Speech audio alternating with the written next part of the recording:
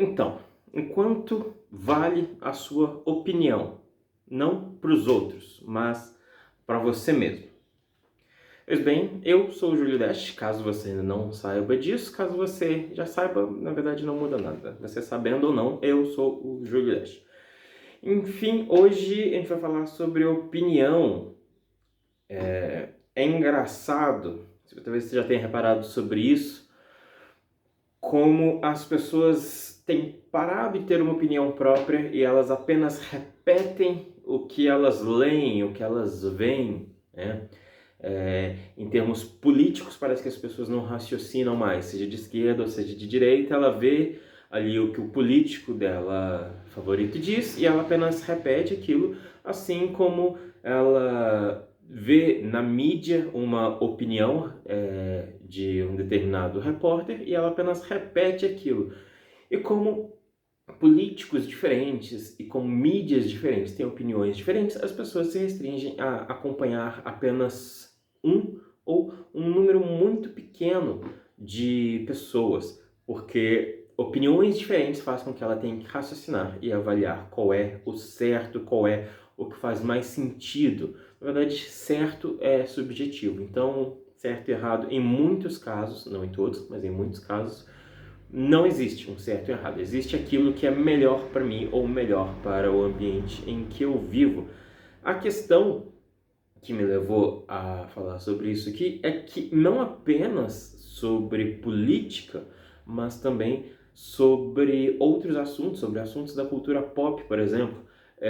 Há algumas semanas, acho que há umas 3 semanas atrás, saiu um filme chamado Cherry, ou Cherry, vai depender aí de como você pronuncia. Eu aprendi a falar Cherry, que é um filme com Tom Holland, aquele ator que faz o Homem-Aranha e que fez O Diabo de Cada Dia. Esse filme é dos irmãos Russo, que também são diretores dos Vingadores, tá? E eu assisti o trailer e me interessei em assistir o filme. Então, assisti o filme ontem, no caso ontem foi domingo. E achei o filme muito bom, achei o filme muito interessante, a forma como ele desenvolve a história. O filme não se propõe a ser um filme, obra de arte, profundo e tal. É um filme que está contando a história de alguém, né? Na verdade, é um filme onde uma pessoa está contando a própria história. No caso, o personagem Tom Holland, ele vai descrevendo o que acontece com ele. Tem aquelas quebras de quarta parede, né? Que é tipo isso que eu faço aqui. Na verdade, no YouTube a gente basicamente não tem as outras paredes.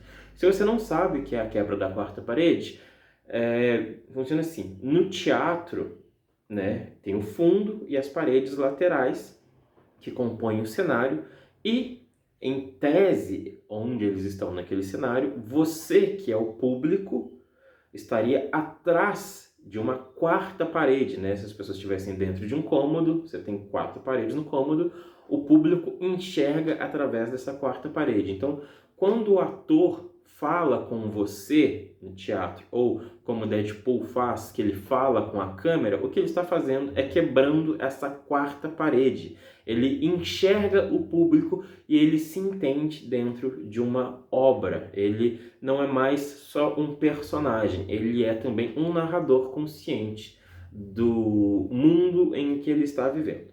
Então, o Tom Holland, o personagem do Tom Holland, faz isso nesse filme, assim como ele faz em O Diabo de Cada Dia. Os filmes têm essa similaridade. Porém, como eu disse, eu gostei bastante do filme. Eu achei o filme muito interessante. O filme parece muito como uma sessão de terapia, digamos assim. Não o filme em si, mas a narrativa. Porque o filme ele fala sobre períodos difíceis na vida desse personagem. Mas o filme não se propõe a ser um filme pesado. Ele não se propõe a ser um filme difícil, doloroso. Ele está apenas contando sobre um período difícil, pesado e doloroso na vida da pessoa. Ele não pretende ser um Transputin, por exemplo, né? Que é um filme de 1996, eu acho, né? Da década de 90. Ele não se propõe a ser esse filme denso e pesado, e eu achei interessante. O filme te dá uma certa gastura, mas a questão é que eu gostei do público, eu gostei do filme, assim como eu vi posteriormente em votações, 92% do público achou o filme bom. 92% do público achou o filme bom. Em comparação, na crítica, né, ele tem no Rotten Tomatoes, ele tem uma nota de 40% de aprovação.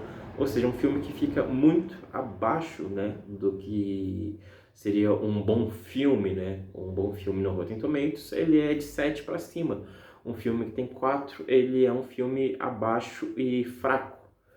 A questão aí é que eu fui ver outras críticas, eu gosto de ver depois que eu já assisti, porque às vezes algum detalhe que a gente perde, alguma coisa que a gente não percebe, eu gosto de ver para poder entender melhor. Então eu fui assistir e ao assistir algumas críticas, eu assisti algumas positivas, algumas negativas e percebi pelos comentários das pessoas como o público que assiste a crítica do crítico, né, que gostou do filme, aquela pessoa também gosta do filme. E as pessoas que assistem a crítica da pessoa que não gostou do filme, elas em muitos casos não vão nem sequer assistir o filme. Elas falam assim, nossa, obrigado por salvar o meu tempo. E é engraçado isso porque arte é extremamente subjetiva, né?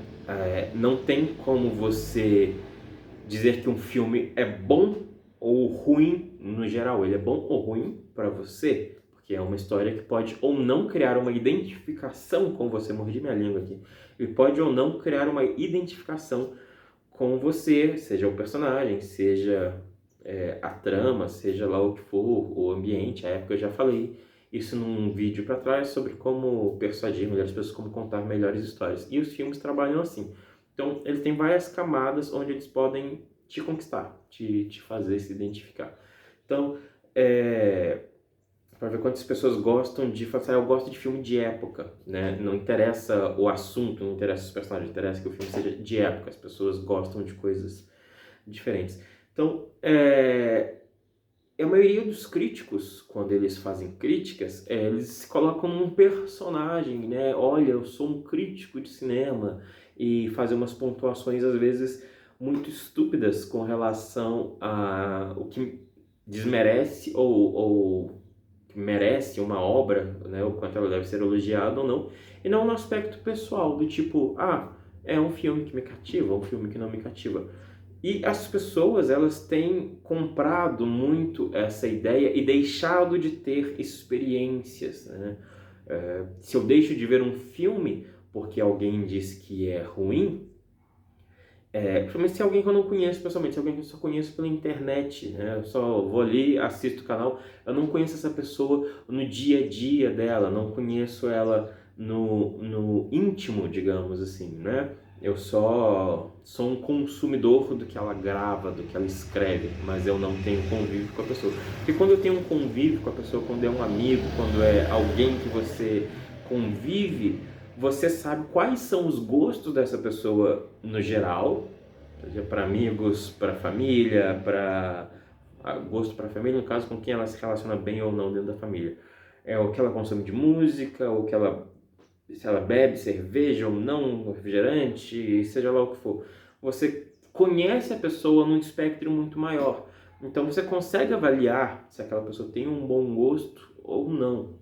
Agora, quando você só conhece alguém do YouTube ou de blogs e você se baseia na opinião daquela pessoa pura e simplesmente porque ela está passando para você, você está pegando ali o quê? 2, 3% talvez da identidade da pessoa. Você está pegando o que ela está te vendendo, né? Quando você tem uma pessoa no dia a dia, conhece a pessoa no dia a dia, você tem uma visão muito maior, uma visão macro da pessoa, que não vai ser 100%, né? A gente não se conhece 100%. Tem a questão toda de inconsciente e tal, que ocupa uma grande parte da nossa vida, mas o nosso comportamento, o nosso dia a dia, muitas vezes a gente mesmo acaba falando, nossa, nem sei porque eu fiz isso. Aí é o inconsciente. Então não tem como eu conhecer você 100%, mas tem como ou avaliar o seu gosto 100%, se eu sei o que você consome. Agora, num ambiente de mídia, seja ele sobre filme, aqui eu estou dando um exemplo do filme, mas num ambiente de mídia, seja ele cultural, ou sobre política, ou sobre filosofia e diversos outros assuntos, existem muitos casos onde a pessoa não dá a opinião dela real. Ela não está dizendo o que ela acha mesmo, ela está dizendo que ela acha que vai ter like, o que ela acha que vai ter um compartilhamento. Tanto que várias pessoas vivem de criar polêmicas, né? Você tem aí diversos colunistas, diversos autores, diversos blogueiros que vivem de polêmica. Eu não vou entrar em mérito de dizer o nome de nenhum, mas em política, seja de esquerda ou seja de direita, você tem pessoas que vivem de gerar polêmica, vivem de dizer coisas que vai repercutir. Isso seja em sites, em blogs, em rádios, ou seja na televisão, ou mesmo políticos. E as pessoas têm abandonado esse raciocínio crítico de olhar para aquela pessoa toda vez que aquela pessoa diz algo e pensar, isso faz sentido? Isso na minha vida faz sentido? Porque nada impede você de, mesmo que concorde 10, 20, 50 vezes com uma pessoa, de chegar na próxima e falar assim, olha, eu não concordo com isso. O que as pessoas têm feito é deixado, né, que o mapa mental delas, aí mapa mental entra naquela questão, mapa no território da PNL, né, que a representação de mundo que a gente cria, ela não condiz com a verdade. Então, a representação de mundo das pessoas tem parado de questionar o que algumas pessoas da mídia dizem e simplesmente aceita. Ah, tal pessoa diz tal coisa, obviamente eu vou lá, eu vou compartilhar, eu vou dizer que sim. E o que outra pessoa diz, eu já criei, né, uma teia na minha mente, onde tudo que aquela pessoa diz é errado, é mentira, é falso e eu vou criticá-la, sem nunca questionar se essa pessoa que eu concordo está realmente sendo sincera e honesta e se aquela pessoa que eu discordo realmente está mentindo, porque acontece em muitos casos de as pessoas que a gente gosta estão mentindo pra gente, né? Até existe uma frase do Magic, eu acho que é o primeiro mito da realidade no Magic, que fala exatamente sobre isso, familiaridade. Você observa menos o que você conhece mais. Então, quanto menos você observa algo que você observa, aí são os mitos da realidade, isso mesmo. O primeiro mito da realidade, familiaridade, você observa menos o que conhece mais. Ou seja, você para de observar porque você acha que já conhece, e à medida que você para de observar, você deixa de conhecê-lo, mas vive na ilusão de que conhece. E vivendo na ilusão de que você conhece, que você sabe sobre aquilo, você é facilmente enganado por aquilo. É por isso que tantas pessoas vão para determinadas igrejas e coisas, e eventualmente anos depois acabam dizendo que se decepcionaram com a atitude de um pastor e tal. Assim como as pessoas vão para grupos políticos ou entram em relacionamentos, entram em casamentos, tem em geral aí a crise dos 5 anos que eu observei de perto, eu passei por uma. E eu vi vários amigos passando e terminando relacionamentos e, enfim, depois de 5 anos meio de convivência, parece que você absorveu tudo que você tinha da pessoa e aí existe essa crise onde alguns casais continuam e outros não, mas essa crise acontece. E aí, se você, com a pessoa que você dorme, com a pessoa que você convive, que você almoça, janta, que você usa o mesmo banheiro, que você às vezes tem filhos, se essa pessoa em muitos casos te decepciona, se você consegue criar uma opinião a respeito dela, se você consegue questionar o que ela está dizendo, porque você não vai questionar o que um político, ou o que um crítico de cinema, ou o que um repórter vai dizer. Gerar o pensamento crítico te mantém vivo, né? Em muitos casos, porque você não cai em armadilhas, você não cai em besteira, você não se compromete, e isso aí não é se comprometer apenas em fazer algo, mas você não se compromete eticamente, você não se compromete moralmente quando você raciocina, quando você questiona, tá? Então, o quanto vale a sua opinião para você? Essa é a questão do começo. Quanto vale a sua opinião para você? Por que você continua, não estou dizendo você especificamente, porque talvez você não seja assim, mas por que você continua aceitando o que as outras pessoas dizem ao invés de fazer e de analisar e de pensar por si mesmo? Essa é uma questão que é interessante de se analisar, o quanto a sua opinião vale para você. Porque a gente tem visto em mídia ultimamente que em muitos casos a gente não vale, né? O que eu digo não vale.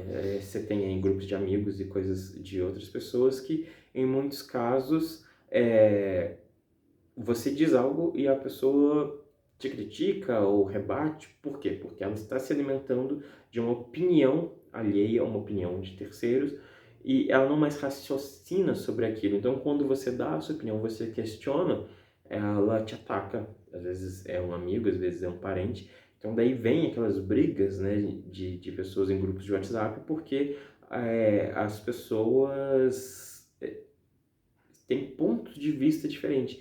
E criou-se tanto esse costume de seguir o que o outro diz, o que aquela pessoa que tem audiência, que tem público, que tem like, criou-se o costume de aquela pessoa, eu idolatro aquela pessoa, tanto que o que ela diz é verdade, e não importa quem seja a outra pessoa, pode ser um irmão, pode ser um filho, diz o oposto e acaba tendo brigas, acaba tendo discussões a respeito disso. Por quê? Porque eu não questiono o que o outro, aquele que eu não conheço, diz. Eu compro a fala dele como uma verdade absoluta e ignoro a minha própria opinião e, em muitos casos, ignoro a opinião de pessoas que eu conheço no dia a dia, que eu sei da moral, que eu sei da índole, que eu sei da ética, porque eu parei de pensar por mim mesmo, eu parei de adotar a minha opinião própria, né? De tipo, nossa, essa pessoa é uma pessoa legal, eu deveria ouvi-la, mas não, eu vou atacá-la porque eu abri mão